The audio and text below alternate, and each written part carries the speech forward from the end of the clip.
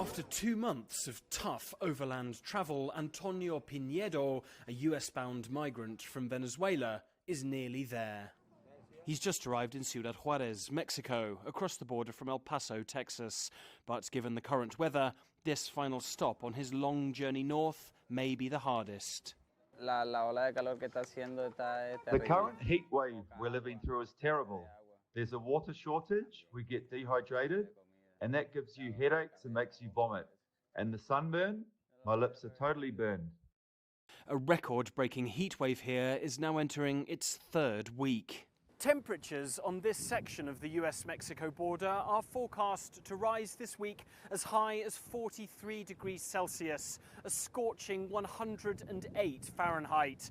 And with the migrant shelters of Ciudad Juarez filled past capacity, makeshift tents provided by the local government are providing life-saving shade for the most vulnerable.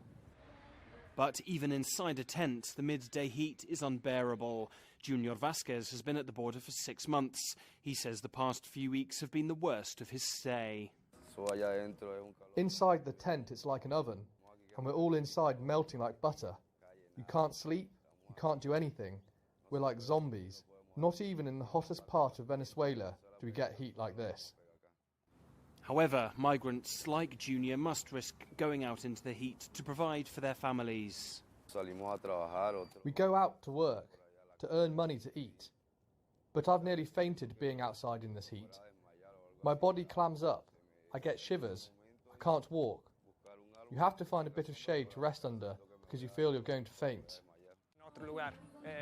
James Young is the director of the United Nations High Commission for Refugees field office in Ciudad Juarez and says the changing global climate is only going to make migration more challenging. Divided into two immediate factors. One is displacement itself. You know, there are more and more natural disasters that are causing displacement. But the second is that it's harder and harder to make a safe journey and arrive safely and integrate safely because you are exposed to the elements.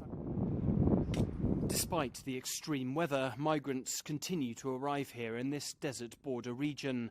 They say overall conditions are worse in the countries they are fleeing. Alistair Bowderstock, CGTN, Ciudad Juarez, Mexico.